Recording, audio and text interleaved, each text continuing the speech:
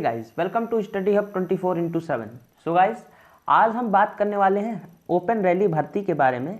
और इसमें हम बात क्या करेंगे, तो इसमें हम बात करने वाले हैं आपके लिए क्या क्या सिलेक्शन प्रोसेस होते हैं, क्या क्या एलिजिबिलिटी होती है और कैसे ज्वाइन किया जाता है और किस एज में ज्वाइन किया जाता है। ठीक है, तो चलिए बिना कोई देरी के वीडियो को देखते हैं। ठीक है, तो पहले बात करेंगे प्रोसेस ऑफ रैली ज्वाइनिंग, मतलब क्या क्या प्रोसेस से आपको गुजरना पड़ता है एक आर्मी की वर्दी पाने के लिए, वो चीज़ देखते हैं। ठीक है, तो पहले बात करेंगे तो पहला होता है आपके लिए फिजिकल। पहला क्या होता है, तो फिजिकल में होता क्या है, मेन रनिंग।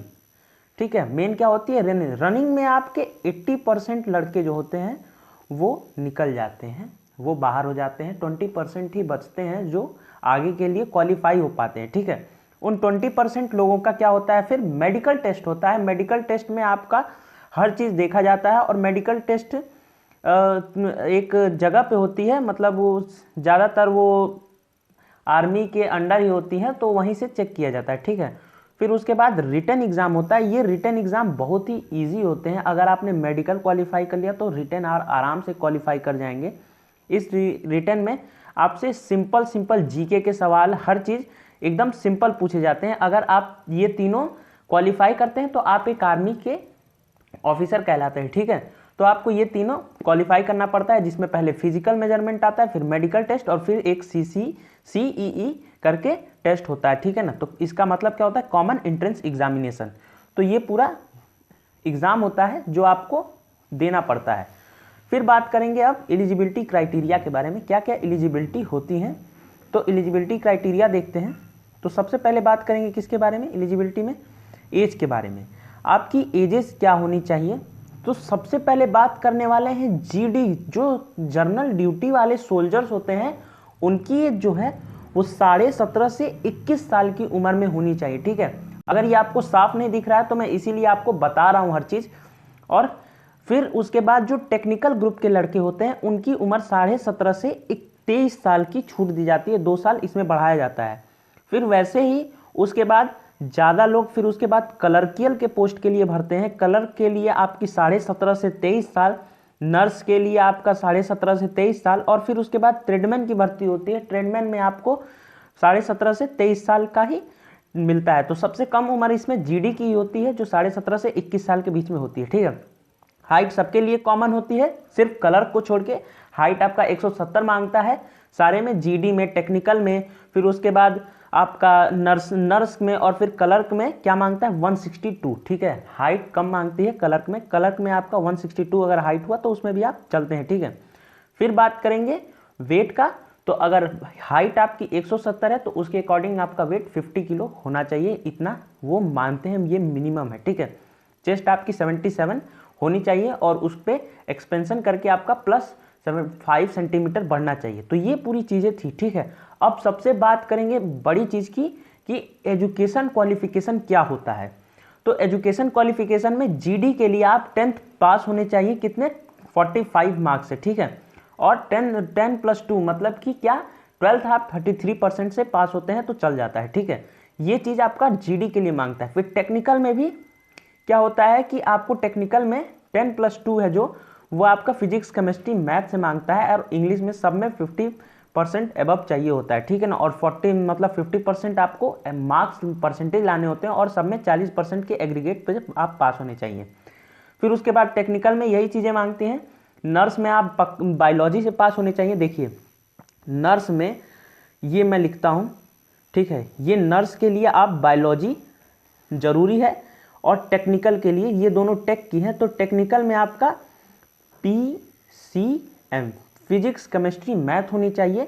GD के लिए आप 10 भी पास होते हैं ना, तो आप इस फॉर्म को भर सकते हैं। और कलर के लिए आप कोई भी हो, कॉमर्स, साइंस, आर्ट्स, किसी से भी हो, लेकिन आपको 50% हर एक, मतलब मैथ्स, अकाउंट्स और बुक कीपिंग जैसे सब्जेक्ट्स में आपको क्या होते हैं कि 50% मार्क्स चाहिए होता है। ठीक है, अगर आपने मैथ्स लिया था तो ठीक, नहीं तो अगर आपने अकाउंट्स लिया था तो उसमें आपको 50% चाहिए होता है ये चीज़। और सोल्जर ट्रेडमैन में आप सिंपल 10th पास हो तब भी आपका चल जाता है। और ठीक है, तो ये सारी चीज़ थी क्वालिफिकेशन की, जिसमें हमने देखा कि GD के लिए 10 मांगता है, टेक्निकल में PCM मांगता है, नर्स में बायो चीज आपके पास होना चाहिए 12th में, और कलर के लिए अगर आपने मैथ या आपने अकाउंट्स लिया है, कॉमर्स से थे तो अकाउंट्स लेंगे, तो उसमें आपको 50% मार्क्स कैसे भी एग्रीगेट में लाना पड़ता है। ये सारी चीज़ें थी। एज हमने देखा कि 17.5 से 21 साल हर सिर्फ जीडी में मांगता था, बाकी टेक्निकल, क्लर्क और नर्स में 17.5 से 23 साल की उम्र मांगती थी। हाइट हमने देखा कि जीडी बाकी सब में, टेक्निकल और नर्स में सब में क्या था, ट्रेडमैन में 170 की हाइट मांगती थी, क्लर्क में लेकिन 162 की हाइट मांगती है। ठीक है, अब इस साल जो 2021 आने वाला, ये 2021 है, इसमें जो रैली भर्ती आएगी, इसमें आप आराम से ये अंदाजा लगा सकते हैं कि आप क्या 17.5 से अगर 21 साल की उम्र में लाइक करते हैं तो आप जीडी की भर्ती कर सकते हैं, अगर नहीं करते हैं तो फिर नहीं कर सकते हैं। ठीक है, अगर आप 21 से 23 मतलब 23 साल तक हैं तो आप ट्रेडमैन, टेक्निकल और क्लर्क जैसे पोस्ट के लिए भी अप्लाई कर सकते हैं। ठीक है गाइस, तो इन सब के लिए भी आप अप्लाई कर सकते हैं। ये पूरा था। अब बात कर लेते हैं रनिंग प्रोसेस के बारे में। ठीक है, तो रनिंग प्रोसेस में आपको क्या होता है कि आपको देखिए, रनिंग प्रोसेस के लिए सिंपली आपको 1.6 किलोमीटर क्वालिफाई करना होता है। ठीक है, 1.6 किलोमीटर 1600 मीटर क्वालिफाई करना पड़ता है। कितने मिनट में, तो मिनट भी दिया है यहाँ पे। ठीक है, अगर दो ग्रुप में बटे होते हैं, ये पूरी रैली 2 ग्रुप में बटी होती है जब रनिंग होती है। अगर आप ग्रुप 1 में आ रहे हैं, ग्रुप 1 में आने का समय है 5:30। ठीक है, 5 मिनट 30 सेकेंड, और ग्रुप 2 के लिए है 5 मिनट 45 सेकेंड। ये समय है जिसमें आप अगर इसके अंदर आए तो आप ग्रुप 1 में होंगे, और ग्रुप 2 के लिए आपका 5:45 मांगता है। ठीक है, तो ये चीज़ें होती हैं। अब देखिए मार्क्स कैसे डिवाइड होता है, तो ग्रुप 1 के लिए आपको रनिंग पे 60 मार्क्स मिलते हैं, और अगर आप ग्रुप 2 में हैं तो आपको 40 मार्क्स मिलते हैं। 40 नहीं, 48 मार्क्स। ठीक है, 48 मार्क्स मिलते हैं। तो ये चीज़ें इसमें होती हैं। ठीक है, और फिर उसके बाद आपको क्या क्या चीज़ें जरूरी है करना, तो इसमें है पुलअप। ठीक है, आपको पुलअप करना पड़ता है। अब देखिए पुलअप भी पूरा किस में बटा है, तो आपके लिए 6 पुलअप जरूरी है। ठीक है, आपके लिए 6 पुलअप जरूरी है। अगर आप 6 पुलअप्स नहीं मार पाते हैं तो आप पुलअप क्वालिफाई नहीं कर पाएंगे, और उसके बाद आपको रैली से वहीं पे भगा दिया जाएगा, निकाल दिया जाएगा। ठीक है, आपको 6 पुलअप कैसे भी मारना पड़ेगा। 6 पुलअप के लिए आपको 16 नंबर मिलते हैं।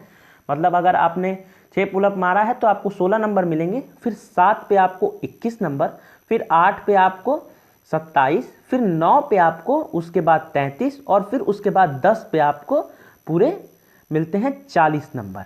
ठीक है, बना कितना टोटल रैली से आपके कितने बनते हैं आप देख लीजिए। अगर आप ग्रुप 1 क्वालिफाई किए और 10 पुलअप मारे तो आपको 100 में से 100 नंबर मिलने वाला है। तो इसी के लिए आप फुल तैयारी कीजिए। ठीक है, और इसके बाद क्या होता है, तो इसके बाद होता है पुलअप कराने के बाद आपको क्या कराया जाता है, तो आपको कराया जाता है जिग जैग डिस्टेंस।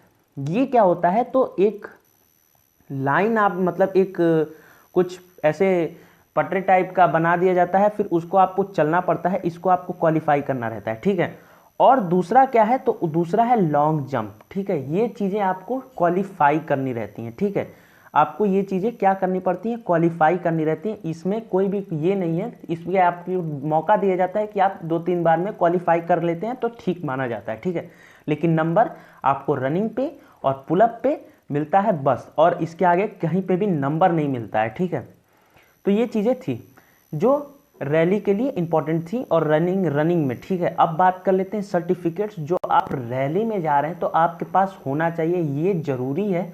और ये अगर आप नहीं देखते हैं तो आप शायद रैली के लिए कुछ चीज़ें मिस कर रहे हैं, तो आपको ये चीज़ें देखनी चाहिए। ठीक है, पहला क्या है, तो पहला एडमिट कार्ड आपके पास होना चाहिए। ठीक है, उसके बाद फोटोग्राफ। अब तीसरा क्या है, एजुकेशनल सर्टिफिकेट। आपको अपना एजुकेशन का अपने कौन सा सर्टिफिकेट है आपको लेके जाना है। जरूरी क्या क्या है, तो जरूरी है ये चीज़ें। पहला डोमिसाइल। डोमिसाइल का मतलब होता है आपका निवास होना चाहिए, निवास का प्रमाण पत्र होना चाहिए। फिर आपको एक, अगर आप जनरल में नहीं आते हैं तो आपका कास्ट सर्टिफिकेट भी बनता है, वो भी आपको बनवाना पड़ेगा। ठीक है, फिर उसके बाद रिलीजियस सर्टिफिकेट, स्कूल से कैरेक्टर सर्टिफिकेट मिलता है, वो आपके पास होना चाहिए। अगर आप किसी, देखिए यहाँ पे स्कूल सर्टिफिकेट आपको मिलना तो मुश्किल होता है रैली में, क्योंकि अगर आप किसी कॉलेज से जुड़ चुके हैं तो कॉलेज में आपको सर्टिफिकेट जमा करना रहता है। उसके लिए क्या करना पड़ेगा, आपको स्कूल में जाके प्रिंसिपल से सिग्नेचर भी करवा लेते हैं ना, तो वो चीज़ हो जाती है, ठीक है, क्योंकि यहाँ पे छूट दे देते हैं, ठीक है। तो कैरेक्टर सर्टिफिकेट के लिए अगर आप प्रिंसिपल से अपने जाके सिग्नेचर करवा लेते हैं कि मेरा कैरेक्टर कैसा है एक पेज पे, तो आपको वो भी मान्य हो जाता है, ठीक है। फिर कैरेक्टर सर्टिफिकेट मिलता है, ये करवाना पड़ता है या तो आप सरपंच से करवाते हैं या म्यूनिसिपल कॉरपोरेशन से करवाते हैं ये कैरेक्टर सर्टिफिकेट। ये character certificate school character certificate से बिल्कुल अलग होता है। अगर आप गांव के निवासी हैं तो आप सरपंच से करवा सकते हैं ईजिली, और नहीं तो अगर आप किसी शहर में रहते हैं तो आपको म्यूनिसिपल कॉरपोरेशन से करवाना पड़ता है, और वो भी विद इन लास्ट 6 मंथ के होने चाहिए। एक आपके पास जरूरी होना चाहिए, वो है अनमैरिड सर्टिफिकेट। अनमैरिड सर्टिफिकेट पे कोई ध्यान नहीं देता है कि ये भी जरूरी है क्या, लेकिन ये चीज़ जरूरी होती है। और ये चीज़ क्या होती है कि आपकी शादी नहीं हुई, इसके लिए आपको एक सर्टिफिकेट बनवाना पड़ता है भाई। तो भाई देख लो, ये भी बवाल चीज़ है यहाँ पे, ठीक है। तो गाइस ये पूरी चीज़ें थी आपको प्रोसीजर आपके लिए। तो गाइस कैसा लगा वीडियो हमें ज़रूर बताइए कमेंट सेक्शन में। अगर अच्छा लगा है तो प्लीज़ इसे लाइक कीजिए और ज़्यादा से ज़्यादा लोगों तक पहुंचाइए, क्योंकि 2021 में आपकी रैली भर्ती आने वाली ही है, तो जब ना नोटिफिकेशन आ जाए, ठीक है। तो guys thanks for watching this video. जय हिंद।